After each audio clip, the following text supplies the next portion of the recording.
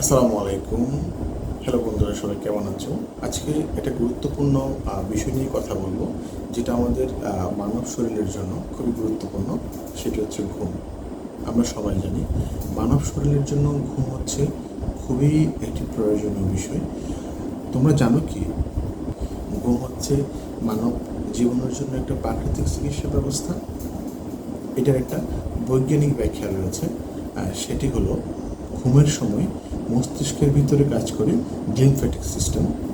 এই সিস্টেম মস্তিষ্কের কোষ থেকে বর্জ্য পদার্থ পরিষ্কার করে।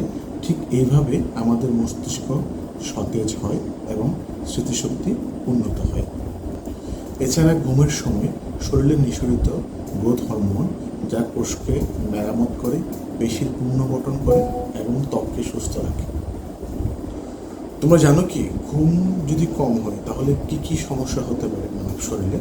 সেটা হচ্ছে, যদি তোমার ঘুম কম হয়, শরীরে কর্টিসল নামে স্ট্রেস হরমোন বেড়ে যায়, যার ফলে উচ্চ রক্তচাপ, ডায়াবেটিস, ওজন বৃদ্ধি, এমনকি হৃদরোগের ঝুঁকি বেড়ে যায়। একই সঙ্গে মনোযোগ কমে যায়, মুড সুইং করে, এমনকি মানসিক স্বাস্থ্যের অবনতি ঘটে। বিশ্ব স্বাস্থ্য সংস্থা WHO এবং আমেরিকান স্লিপ ফাউন্ডেশন অনুযায়ী একজন প্রাপ্তবয়স্ক মানুষের প্রতিদিন 7 থেকে 9 ঘন্টা, কিশোরদের 8 থেকে 10 ঘন্টা এবং শিশুদের 10 থেকে 12 ঘন্টা ঘুমানোর প্রয়োজন পড়ে।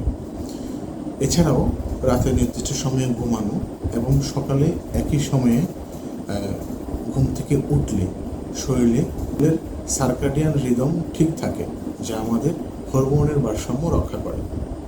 তাই মনে রেখো, ভালো ঘুম মানে শুধু বিশ্রাম নয়।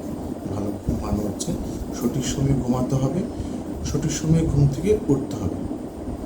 মনে রাখবে, এটা একটা বৈজ্ঞানিক থেরাপি, যা তোমার শরীর, মন আর মস্তিষ্ক সব কিছুকে রিচার্জ করে।